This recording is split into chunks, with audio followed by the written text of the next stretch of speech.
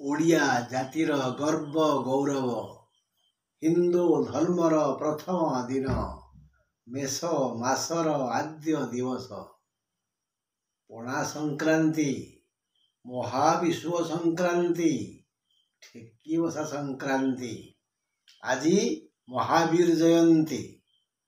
ଆଜି ହିଁ ଶ୍ରୀରାମ ଭକ୍ତ ହନୁମାନ ମା କେଶରୀଙ୍କ ଗର୍ଭରୁ ଏ ସବୁଜ ପୃଥିବୀକୁ ଆସିଥିଲେ। ଆଜି ସୂର୍ଯ୍ୟ ବିଷୁବ ରେଖାକୁ ଗତି କଲେ, ଅର୍ଥାତ୍ ଏପ୍ରିଲ 14ରୁ ମେ 13 ଯାଏ ରବି ବିଷୁବ ରେଖାରେ ଅବସ୍ଥାନ କରିବେ।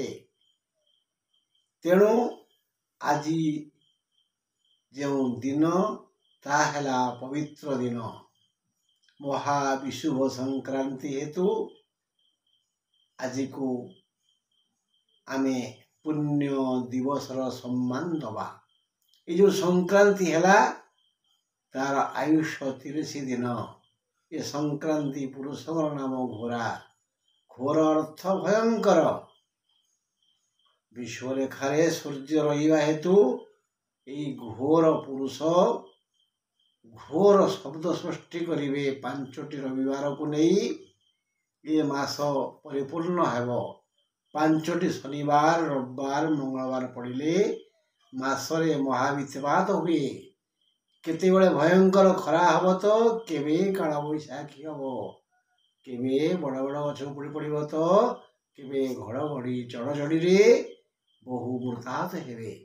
ହଁ ବନ୍ଧୁ, ଆଜି ଆମେ ତୁଳା ରାଶି ଉପରେ ଆଲୋଚନା କରିବା। ଏହି ତୁଳା ରାଶିର ଲୋକେ ଏ ମାସରେ କି ସୁଖ ବା ଦୁଃଖ ଭୋଗିବେ। ତେଣୁ ଟିକେ ଆଗେ ଫାଷ୍ଟ ପାଞ୍ଜି ପଢ଼ିଦେବା। ତାପରେ ଓଡ଼ିଆ ଜାତିର ଗର୍ବ ଗୌରବ ଆଜି ହିନ୍ଦୁ ଧର୍ମର ମହାପର୍ବ ମହାବୀର ଜୟନ୍ତୀ। ରବିବାର ମେଷ ମାସର ଆରମ୍ଭ।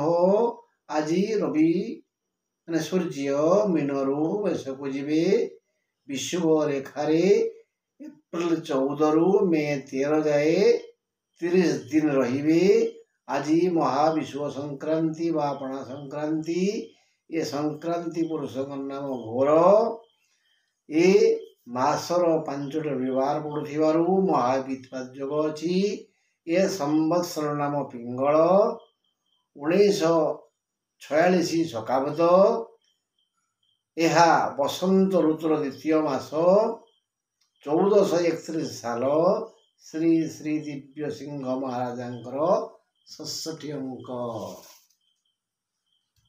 ତେଣୁ ଆଜି ଯେ ଜନ୍ମ ହବ ତା ଜାତକରେ ଏହା ସବୁ ଲେଖା ହବ। ଏବେ କେତୁ କନ୍ୟାରେ, ଶନି ଓ ମଙ୍ଗଳ କୁମ୍ଭରେ, ରାହୁ ବୁଧ ଶୁକ୍ର ମୀନରେ ଆଉ ଗୁରୁ ଓ ରବି ମେଷରେ। ତେଣୁ ତୁଳାକୁ ଦ୍ୱାଦଶରେ କେତୁ। ବ୍ୟୟ ବଢ଼ିଯିବ। ପଞ୍ଚମରେ ଶନି ଓ ମଙ୍ଗଳ। ବିଦ୍ୟା ଓ ବୁଦ୍ଧିରେ ବାଧାମାନ୍ଦା ସୃଷ୍ଟି ହେବ। ଷଷ୍ଠରେ ରାହୁ ଶୁକ୍ର ବୁଧ। ଋଣ ଶତ୍ରୁ ଓ ରୋଗର ବିନାଶ ହେବ। ସପ୍ତମରେ ଗୁରୁ। ଜୀବନ ସାଥୀ ମିଳିବ ଓ ମିଳିଥିଲେ ତାଙ୍କର ସର୍ବାଙ୍ଗୀନ ମଙ୍ଗଳ ହେବ। ସପ୍ତମରେ ରବି ଦୁଶ୍ଚିନ୍ତା ବଢ଼ାଇବେ। ଏଣୁ ବିଦ୍ୟାର୍ଥୀମାନଙ୍କର ଆତ୍ମିକ ବିକାଶ ହେବ। ପଢ଼ା ପ୍ରତି ଆଗ୍ରହ ବଢ଼ିବ। ନିଜ ପରି ସେମାନେ ପାଠକୁ ଭଲ ପାଇବେ। ଗୃହର ସମସ୍ୟାକୁ ସମାଧାନ କରି ନ ପାରି ମହିଳାମାନେ ଚିନ୍ତିତା ହେବେ। ସୁତରାଂ ନିଜକୁ ଅପରାଧିନୀ ଭାବି ଧର୍ମ କାର୍ଯ୍ୟରେ ଲିପ୍ତ ରହିବେ। ନାରୀମାନଙ୍କର ଶାରୀରିକ ସମସ୍ୟାର ସମାଧାନ ହେବ। ଅବଳାମାନେ ସ୍ୱାସ୍ଥ୍ୟ ପାଇଁ ଯତ୍ନବତୀ ହେବେ। ମାତ୍ର ପୁରୁଷମାନଙ୍କର ସ୍ୱାସ୍ଥ୍ୟ ଅପରିବର୍ତ୍ତିତ ରହିବ। କୃଷକଗଣ କୃଷି ପାଇଁ କରୁଥିବା ଯୋଜନା ସଫଳ ହେବ। ବ୍ୟବସାୟୀମାନେ ଲାଭ ପାଇବେ। ବାଣିଜ୍ୟର ବୃଦ୍ଧି ହେବ। କର୍ମଚାରୀମାନେ କୃତ କର୍ମର ଫଳ ପାଇଁ ଖୁସି ହେବେ। କାର୍ଯ୍ୟ ଜନିତ ସମସ୍ୟା ଦୂରୀଭୂତ ହେବ। କାହାର କାହାର ପଦୋନ୍ନତିର ବାଟ ଖୋଲି ଯାଇପାରେ। ଏବେଠାରୁ ସ୍ୱାସ୍ଥ୍ୟ ହିଁ ସମ୍ପଦ, ଏହି ଚିନ୍ତା ମୁଣ୍ଡରେ ଘର କରିବ ସବୁ ଅବଳାମାନଙ୍କର। ନାନାବିଧ କୃତ୍ରିମ ପାନୀୟ ଠାରୁ ଦୂରେଇ ରହନ୍ତୁ, ବହୁତ ମଙ୍ଗଳ ହେବ।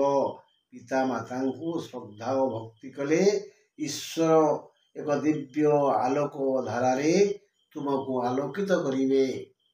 ଯଦି ବନ୍ଧୁ ଭବିଷ୍ୟତକୁ ନିଷ୍କଣ୍ଟକ ଉଜ୍ଜ୍ୱଳମୟ ବୋଲି ଭାବୁଛନ୍ତି, ମୋର ପିଲାମାନେ, ମୋର ନାତିମାନେ ଆଉ ଟିକେ ଆଗକୁ ଯାଆନ୍ତୁ, ତେବେ ଅତୀତକୁ ଅର୍ଥାତ୍ ପିତାମାତାଙ୍କୁ ପୂଜା କରନ୍ତୁ, ସେବା କରନ୍ତୁ, ଆଦର କରନ୍ତୁ, ଶ୍ରଦ୍ଧା କରନ୍ତୁ, ତାଙ୍କ ମନ ଲାଖି ଭୋଜନ ପ୍ରସ୍ତୁତ କରନ୍ତୁ। ବନ୍ଧୁ, ଆଜି ପାଇଁ ଏତିକି। ଆସନ୍ତାକାଲି ଆମେ ଆଲୋଚନା କରିବା ବିଛା ରାଶି ଉପରେ। ଆଜି ମୁଁ ରହିଲି, ନମସ୍କାର।